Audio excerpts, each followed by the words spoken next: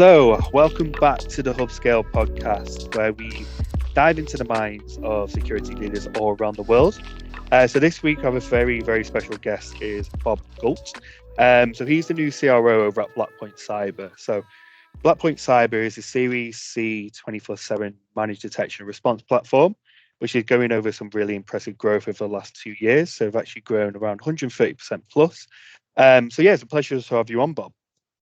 James, thanks for having me. Look forward to the conversation. Yes, look forward to jumping into it deeper. But for the kind of listeners who don't really know who you are, would you like to give a brief introduction to yourself? Yeah, sure. I spent a lifetime with Cisco. I spent about 17 years there, had multiple roles there. I've always been on the sales side of the house and really have had a background in service providers, managed service provider space, working. And then I moved into more of a global role at Cisco towards the end of the career. And then after a good run at Cisco, I moved over to Extreme Networks, who I basically say is just a smaller Cisco, but they're global in scale. And I was the CRO over at Extreme Networks for about 5 years. We helped the team and I helped get the company to over $1 billion in run rate. We doubled our business, so forth. So really proud of what the team did there. I then moved over to an MSP and a private cellular company called Geoverse. Spent some time there. I recently came from Avic Networks and really more in the SaaS space. And Avic was a network management, network monitoring company, really focused on the MSP space. Then lastly, I'm now with Blackpoint Cyber as the CRO. I could go on, James, but I probably bore the audience, so I'll stop there. Absolutely not, Bob. No, really excited to jump in a few things for you today. But yeah, like I say, got really impressive, really extensive background, which I'm sure we'll dive into a lot deeper as we kind of continue with our conversation today. But however, to start, I think it would be good if you were able just to give an opportunity to introduce Blackpoint Cyber as well for the kind of listeners who don't know what you guys do. Yeah, well, we're known as an MDR company, but we're more of a software company, meaning that everything we use, we built on our own. So we approach the customer with a default standardized stack. And in that default standardized stack is not just Blackpoint's MDR, but we also integrate with industry-leading EDRs, the Sophos of the world, Sophos, SentinelOne, MDE. And so we do that so that we can make sure that we're detecting malware. But at the same time, we leverage our own in-house software, and so that we can detect pretty quickly any advanced tradecraft, which is really lateral movement, and then any privileged escalations to make sure that we're preventing any type of cloud identity theft, right? So we provide a solution that's on-prem, but we also provide a solution that's in the cloud. And we were the very first MDR company to integrate with Microsoft Defender or 365, and then we expanded that to Google Workspace. Oh, perfect. Yeah, like I say, it seems like a very exciting point for Blackpoint Cyber. So now I'm really excited to see what you guys achieve. Yeah, especially with someone like yourself at the realm, Bob. I'm sure you get to great things. But yeah, like I say, got a few topics I want to cover off on today's podcast. But I think the first one we really want to cover off is obviously just digging a bit deeper into your kind of experience scaling businesses in hyper growth mode. Obviously, like you mentioned before, done it at a various amount of companies really successfully. So yeah, over to you really. I believe what would you say like are the most important processes you need to put in place as a sales leader in order to scale a company in hyper growth? I'd say number one, it seems so obvious, but make sure you're understanding the market opportunity. Because when you're in hyper growth mode, it's really, really easy to get distracted because there's so many new avenues of revenue. And so making sure focus equals success. So just making sure you understand the market opportunity, you go after that in a very focused way, but you do that in a way that's not at the expense of what your current market opportunity is, so you can continue to grow there. So for us as a Blackpoint, as an example, making sure that we're continuing to accelerate our growth in the MSP space, but also make sure that we have a focused effort in how we can tap into the new revenues of opportunity like high-end commercial, low-end enterprise, and then continue to scale that up and make sure that we're leveraging the right assets and resources to help us tap into those new revenue opportunities like channels, distribution, alliances, and then based on success there, James, we make sure that, we have a success-based model, and then how do we blow that out? Or what do we learn from that? So to me, that's key. The same thing extends outside of North America, and making sure that we're tapping into the opportunities there. And then I think what's really important is making sure that you have the right infrastructure in place to support the growth. That right infrastructure being the right tools, processes, procedures. The number one thing I think you need to do as a sales leader is make sure you're getting the productivity out of the current sales team. Yeah. It's really, really easy to let people go. It's just insensitive. It's easy to let people go. The hard thing is managing people up to make sure they're providing the productivity that you're expecting from them. And so a way to do that is providing them with the right enablement, the right training to make that happen. And you need the right LMS tool to make sure that you're providing that in a very manageable, easy way for them to consume. So that's important. The right CRM tools, the right partner tools, all those things. Because, James, if you do that too late in your growth maturation, it's going to be really, really hard. So you have to do it in order to support the growth versus growing and then building the infrastructure to support that. It's just going to create a lot of anxiety and a lot of disruption, a lot of friction internally. Yeah, completely agree. I feel like with every successful kind of procedure, you need to have the right tools and processes in place in order to achieve what you want to achieve. And obviously, you've done that successfully at not only multiple companies, Bob. So yeah, definitely agree with you there. And I don't want to come across either as well, because I mentioned training, but you can have the best vision, the best strategy, the best executables in the world underneath that strategy. You can have the best tools, processes, procedures, but if you don't have the best people, you're not going to be nearly as successful as you could be. So making sure that you're recruiting and onboarding the right people, as well as making sure that you are getting the folks that have been the original part of the organization. They were really great to get us to where we are. How do you get them to make sure that they're scaling as the company scales? That's really important as well. No, I love that as well. Cool. Yeah, and funny enough, a lot of the demographic or people that might be listening today are hiring managers that are kind of wanting to do the same. So is there any kind of main tips or tricks, or kind of what would be the kind of main advice that you would give to kind of the more junior sales manager looking to expand their team out and do it successfully? Now, be really clear with what you're looking for, right? What's the job description, and be really clear with the job description. But equally important, be really clear on the profile and the characteristics of a candidate that you're looking for. For a junior person, I'll say for senior people, it's really easy to lean on the Rolodex, which is leaning on your network of folks and bringing them with you. I would encourage junior people not to get caught into that, right? Just make sure you're keeping an open mind of the candidates. And so sometimes, because a person doesn't think and act like you, doesn't mean they're not going to be the right candidate. Actually, could mean they could complement you very well, and they could be the ideal candidate for you. So just making sure you're being an open-minded about the candidate pool that you're considering. But there's these intangibles that you've got to make sure that you're keeping your finger on the pulse of, which is just making sure the person's got a really high energy level. Because they're going to bring that energy level to them, and whether they're talking to customers, partners, internally, right? Just making sure that they have the right characteristics where they're thinking and acting the right way, right? And then doing the right thing. Because if it doesn't feel right, just don't do it, right? So just hire really good quality people. And I'm really, really, doesn't mean it's right, James, but I'm really interested in, all things being equal, if I can find some candidates who played team sports, who are really excelled at sports, as they were moving before their business career, that's really important to me, because I know they probably have the discipline and the accountability instilled in them from when they were very, very young. And then they know how to work as a team, and they know how to win as a team and lose as a team. And so that just translates very, very well in the business world. So there's some things that people should consider. Perfect. No, it's quite interesting that you say that. You do tend to see a lot of really successful salespeople having interesting sports backgrounds before jumping in. So no, it's kind of cool that you kind of mentioned that as well. That's a highlight that you look out for. So kind of maybe going a bit off topic to this one, but I thought it'd be worth mentioning anyway, just as you just said that. So when it comes to your actual recruitment, Bob, or for example, if you kind of meet someone in an interview process, what are the kind of main things? Obviously, high energy you mentioned are a key factor for you. What other things do you actually look out for your candidates or for someone to make you feel like, yeah, this is the right guy kind of for me?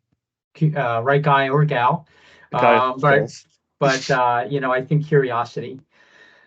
Curiosity is key, that they're asking the right questions. A red flag for me is you get towards the end of the interview, even during the interview, and the candidate doesn't ask a whole lot of questions. They're not inquisitive. More than likely, Yeah, that's the way they're going to it's going to translate in a customer or a partner call.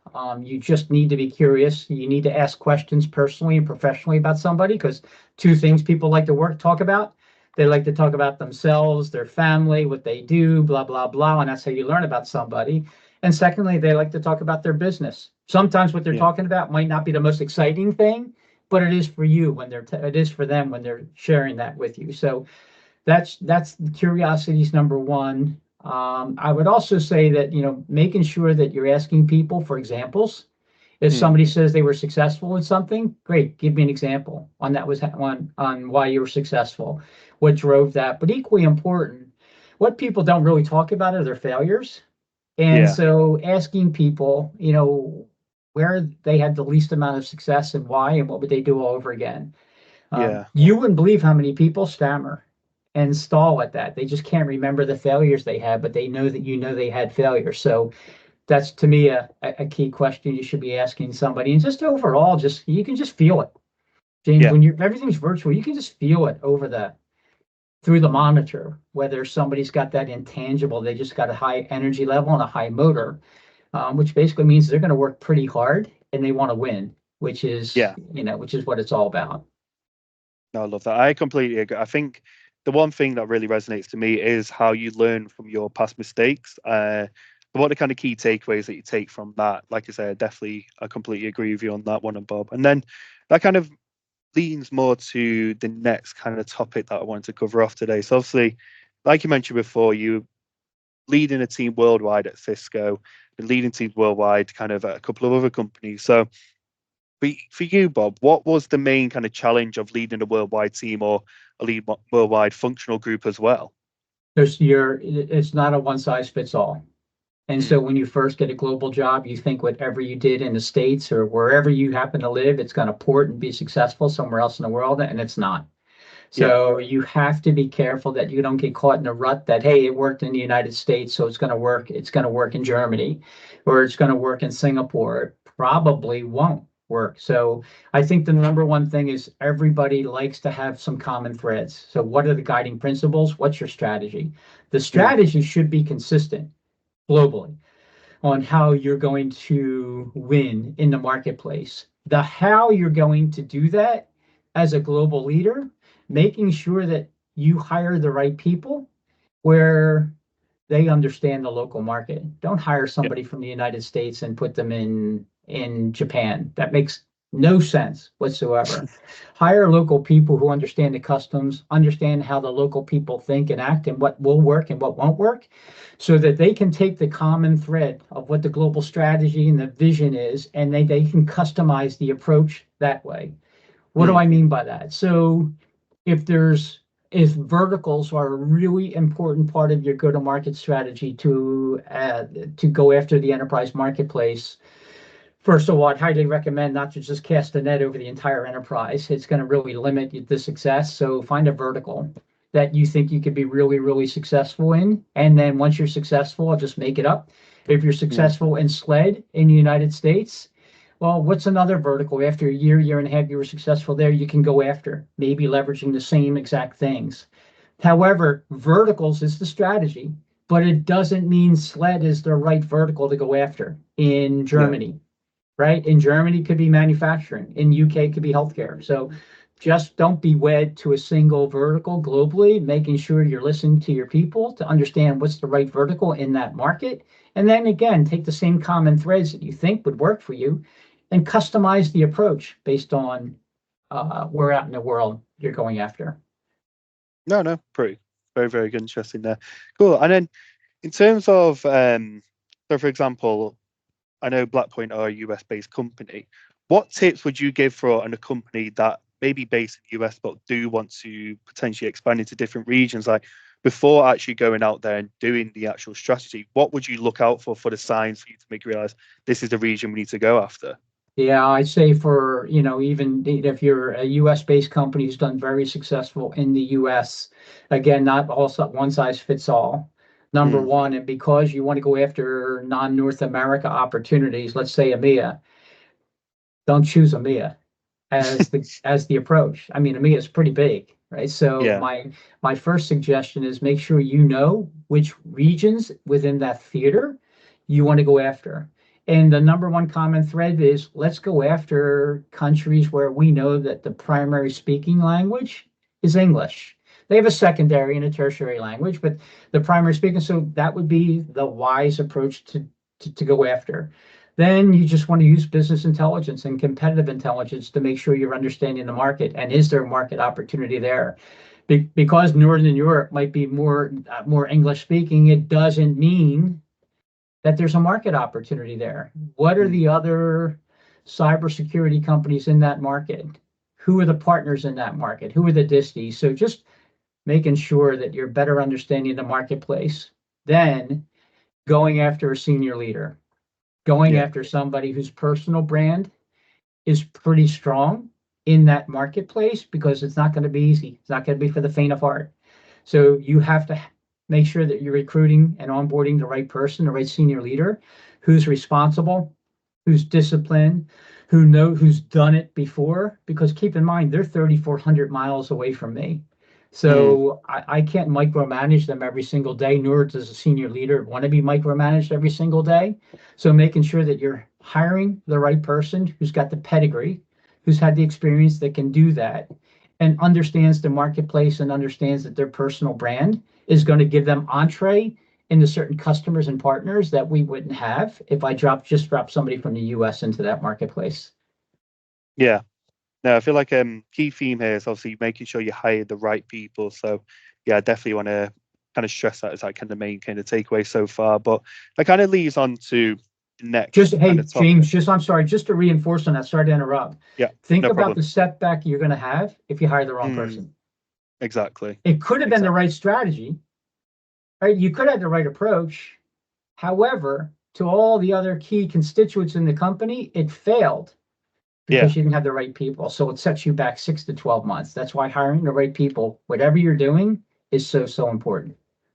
Yeah. No, I appreciate it. And to be honest, kind of tying into that, I know one thing you said, especially when you're hiring for someone in a new territory, obviously looking at the brand, the people that you can also bring in. What else could you kind of give to look out for when hiring a brand new, fresh person, for example, for boots on the ground in the DAC region? What would you kind of look out for as a main characteristics for that individual as well on the recruitment standpoint? Listen, listen, listen, listen. That's what's key. Communication's two-way. It's not just one, right? So making sure that they've got that right listening and the right open-mindedness to listen, and making Mm, sure that they're considering what people are telling them. So it's really, really, sometimes when you put a manager in place, it's so easy for them to say, hey, what I did in the past is going to work. It's going to work at Blackpoint, and it may not, right? So just assume that everything you did in the past is going to work in your new role. So what's important about that is speaking to your people, speaking to your yeah, customers, speaking to the cross-functional team, and making sure you're listening to their feedback, because they're closest to the ground, they're closest to the customer, and they've been doing it within Blackpoint, as an example, for a period of time. So you come in and you have a title doesn't mean you have all the answers. So listening to people and making sure that if it makes sense, you're considering their feedback and baking it into your approach going forward is really, really important. So, just making sure that as you go through the interview process, you're not speaking to somebody who's got all the answers. That's so, mm, so, so scary, right? Just making sure that you're speaking to somebody who's got the experience. They may have done it before, but at the same time, they're willing to adapt yeah, and, right, and be agile in their approach in that market based on everything they've heard. Yeah, no, completely agree. Perfect. And then, so the kind of final topic I want to discuss, obviously, like you mentioned before, Bob, you've been in leadership roles for multiple years now. Like I say, starting off with Cisco, I think you first stepped into your first VP role around 2005. So one thing I think could be definitely interesting, I know there's been a lot of changes within the technology industry, and I'm sure you've seen it all firsthand as well. But I wanted to understand and kind of dig deeper into what you find are the main differences in managing a high modern performing team in 2024, kind of to 20 years ago in 2004, 2005. So what do you kind of say are the key main differences or kind of key main changes in the technology industry since then? In the technology industry or with the people, the teams? Well, it can be both. Like, I think when we start with the people and teams, I think that's probably the most interesting now. It is, my view of that is because there'll always be new technology. There'll always Yeah, be something new. Look what's coming around the corner with AI. AI yeah, wasn't here 10 years ago, although Google was working on it 10 years ago. But at the end of the day, it wasn't here. But in the end, it's still the people. They're going to help sell AI, mm, which sounds counterintuitive, but that's important. I think the number one thing is just the virtual aspects of today's work world. It yeah, seems pretty basic, it seems pretty evident, but how do you manage a team, a virtual team today versus when everybody was centralized and in an office 20 years ago? And I'd say the number one thing around that, James, is just culture. mm, Um, I think that if you hire people out of school today and you bring them into a virtual world, my bet is that many times after being with that company for a year, they still never met anybody in that company. Never. I yeah, bet you they never, ever, ever went out for a beer after hours or whatever their beverages of choice with their net yeah, with their coworker, just to shoot the shit and see how their day went and what they learned and just build relationships with people. It's so hard to get a culture to translate in a virtual mm, world. So how do you get a culture that so important to what you're trying to achieve, and how do you get that to translate in a virtual world? I think that's probably um, one of the key differences in yeah. today's networking world versus 20 years ago. Um, yeah, so I'd say that's probably it. Okay.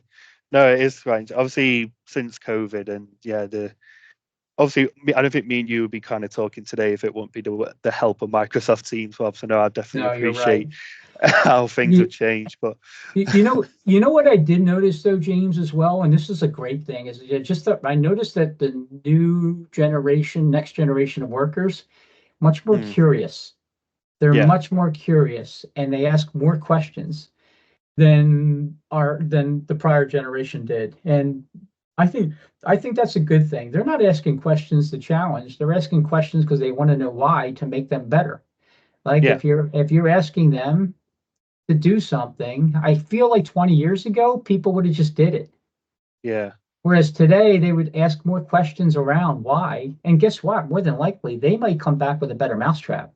They might come mm, back with a better idea based on the questions they asked that as a leader, maybe you didn't think through when you were giving them some guidance and direction. So I think the virtual aspects of the work world, and then the mindset of the next generation in terms of their level of curiosity has been a big difference today. no, completely agree, and I love that as well.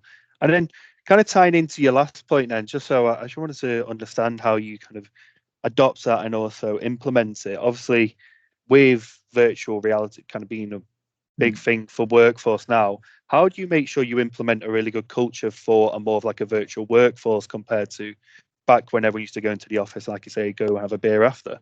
It's hard. It's hard, but you have to do it. It's almost like over communicating. You can never Mm, communicate too much because even in a virtual world, even if you're talking, if you and I are sitting in the same room, I'm saying something as clear as I think I am, and you could interpret that differently. And then yeah, I've got to go back and a couple of days later explain the same thing. In a virtual world, it's even harder to do that. So I just think as a leader, just making sure you're having as many one-on-ones with your team as possible so they yeah, feel connected and they're getting the feedback they need, positive and constructive feedback that they need.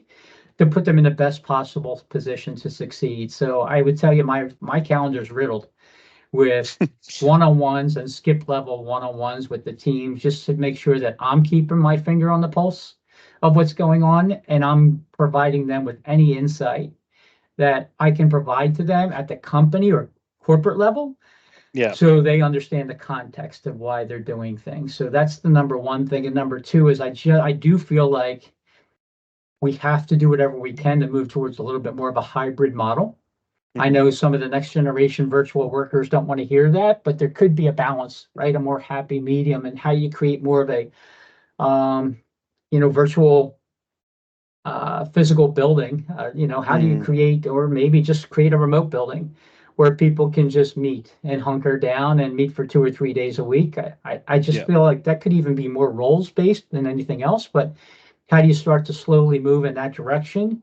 And then lastly, just do whatever you can to create reasons why people need to get together every 3 to 6 months, right? Just create a reason why, and then have customer meetings before or after those internal meetings to make the best use of your time. So it's a lot of heavy lifting, but it has to be done. No, I really like the idea as well, having potentially a more of a hybrid model. We have seen it definitely since past COVID, where more jobs, more roles, people want more people in the office. So I think the aspects of being face-to-face culture is definitely increasing over the time. But yeah, I really appreciate the time today anyway, Bob. Thoroughly enjoyed our conversation. I'm sure the listeners will do too. But the final question, which I wanted to finish, is if you could go back to 21-year-old yourself, what one piece of advice would you give Bob at 21 years old? Geez, that's eons ago. I would say probably two things. One is balance, right? Just make sure that you're incorporating some balance into your life. It can't be all about work. It can't be all about personal. I took this crazy approach when I was younger and going through life, is that because my family loved me and they liked me, they were still going to be there, although I was working 12 hours a day. And so, just don't let the people down at home, because don't forget why you're working. You're working because you're family, right? So have a right balance. Don't over rotate one or the other, and somebody will know about that. You'll feel it, but make sure you have enough balance in your life so that you're enjoying life and enjoying work. And then I would say the network, and I say this all the time, is that the number two thing is networking.